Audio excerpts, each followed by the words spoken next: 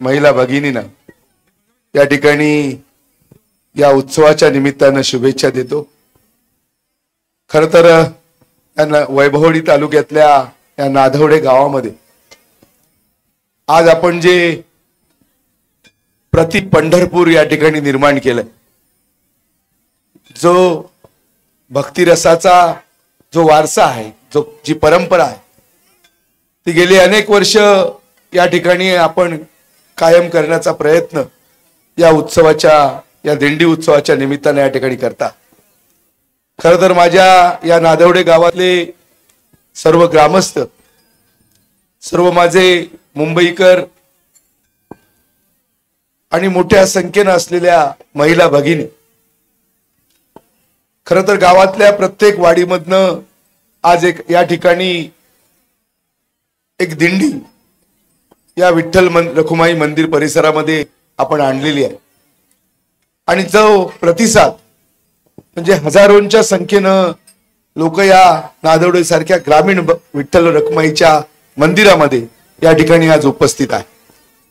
खरं तर हा जो उत्सव आहे, हा उत्सव हा सगळ्या जगाला, देशाला आणि महाराष्ट्राला आणि या जिल्ह्याला एक दिशा देणारा उत्सव आहे।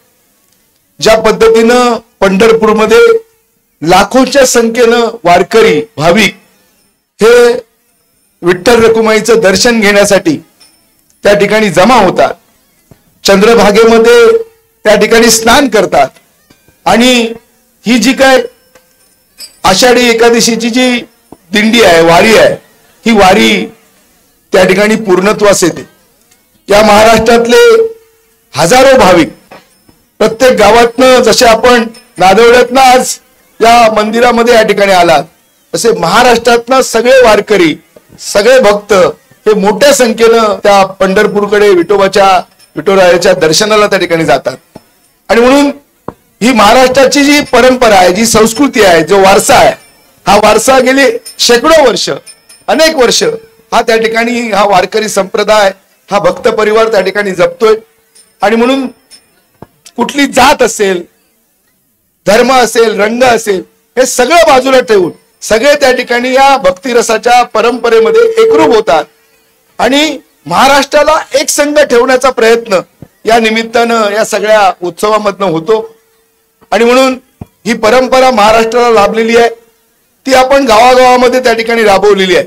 नाधवडेमध्ये गेली 5 वर्ष मुंबईकर असतील, नाधवडे गावातले ग्रामस्थ असतील, अशा प्रकारचा एक प्रति पंढरपूर हा जो काय सगळा आज जो काय नाधवडेचा मंदिर, विठ्ठल रखुमाई मंदिर परिसर आहे, हा इतका वारकरी भक्त जनांनी असा फुललेला आहे की जसं काय इथं प्रति आपण पंढरपूरच त्या ठिकाणी निर्माण केलंय असा त्या ठिकाणी भास होतो। आणि म्हणून हे जो काय आपलं जे काय ईश्वराचं जे काय नामस्मरण आहे, हे भजन कीर्तन असेल, दिंडी असेल, याच्यातनं आपण त्या ठिकाणी करतो। आणि खरं तर मी परमेश्वराकडे, विठ्ठल रखुमाईकडे एवढंच सांगतो की माझ्या सिंधुदुर्गला, माझ्या महाराष्ट्राला, या सगळ्या भक्तांना त्या ठिकाणी सुख समृद्धी दे, चांगला आशीर्वाद दे आणि या महाराष्ट्राची, या जिल्ह्याची सर्वांगीण प्रगती कर, अशा प्रकारचं त्या ठिकाणी मी विनम्र असं त्या ठिकाणी परमेश्वराच्या चरणी प्रार्थना करतो।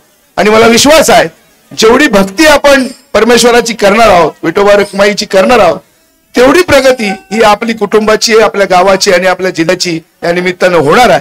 आणि म्हणून पुन्हा एकदा विठोबा रखुमाईंना त्या ठिकाणी वंदन करून, भक्तिभावानं त्यांची पूजा अर्चा करू, एक असं मंगलमय असं वातावरण या निमित्ताने या ठिकाणी निर्माण झालेलं आहे।